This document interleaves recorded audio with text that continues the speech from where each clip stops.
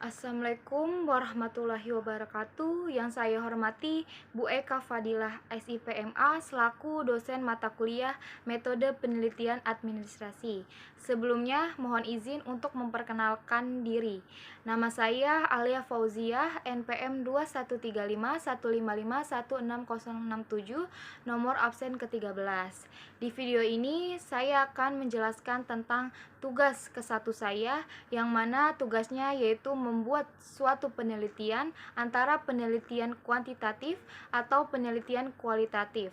Di sini saya memilih penelitian kualitatif dengan judul Implementasi Kebijakan Kartu Tanda Penduduk atau KTP Digital guna meningkatkan pelayanan kependudukan bagi warga di Kelurahan Jatipadang, Pasar Minggu. Yang mana alasan saya memilih judul tentang implementasi kebijakan kartu tanda penduduk atau KTP digital guna meningkatkan pelayanan kependudukan bagi warga di lingkungan Kelurahan Jatipadang, Pasar Minggu. Yang mana menurut saya minimnya informasi tentang sosialisasi kebijakan kartu tanda penduduk atau KTP digital di Kelurahan Jatipadang, Pasar Minggu, sehingga banyak warga yang tidak tahu adanya kartu tanda penduduk atau KTP digital, dan saya pun juga baru mengetahui adanya KTP digital pada saat saya mengantar tante saya ke kantor Kelurahan Jatipadang, Pasar Minggu.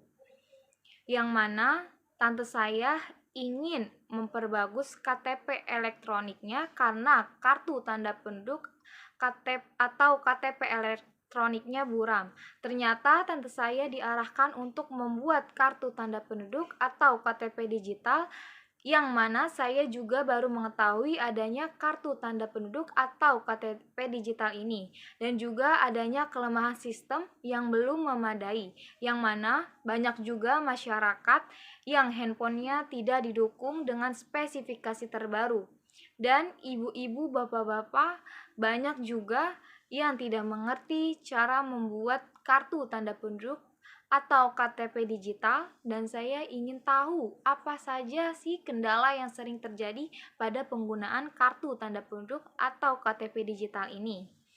Oleh karena itu, saya ingin meneliti tentang pelayanan kependudukan tentang KTP digital di lingkungan Kelurahan Jatipadang, Pasar Minggu. Yang dimana menurut saya pemerintah sudah memberikan pelayanan publik yang baik, khususnya terkait dengan identitas kependudukan, yaitu membuat terobosan baru di bidang administrasi kependudukan melalui kebijakan identitas kependudukan digital.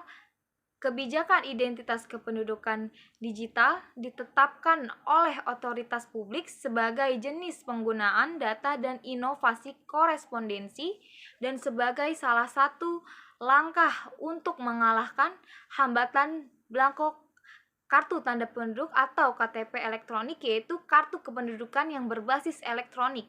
Arti sebenarnya digunakan suatu sistem komputer baik dari segi fisik maupun pemakaiannya, yang dalam pelaksanaan pelayanannya bermacam-macam dengan menggunakan sistem aplikasi atau dengan cara klasik, yaitu dengan manual. Contohnya, masyarakat atau warga langsung mendatangi kantor pendaftaran penduduk untuk menunjukkan kepada administrasi KTP elektronik, yaitu KTP dan surat keterangan domisili yang masih berlaku. Melalui implementasi kebijakan ini diharapkan dapat terciptanya ketertiban administrasi kependudukan serta terjaminnya hak-hak warga negara atas pelayanan publik yang berkaitan dengan identitas kependudukan, yang mana pemerintah harus mulai menghapus pelayanan konvensional yang dikenal dengan prinsip antri lama serta berbelit-belit demi tercapainya efektivitas dalam pelayanan.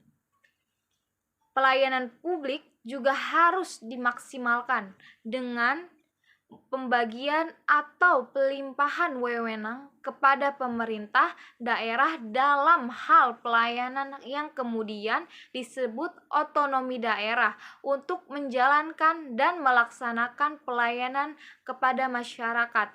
Pemberian wewenang yang seluas-luasnya bagi daerah ditujukan agar dapat mempercepat terciptanya suatu kesejahteraan bagi masyarakat lewat peningkatan kualitas pelayanan serta pemberdayaan. Dalam hal ini adalah layanan di Dinas Kependudukan dan Pencatatan Sipil, yang dimana di era teknologi digitalisasi saat ini kebanyakan masyarakat atau warga membutuhkan kemudahan untuk melakukan transaksi layanan publik, dan masyarakat ingin kemudahan dalam mengurus persyaratan administrasi ketika sedang mengurus dokumen di kantor pelayanan publik seperti kecamatan atau kelurahan.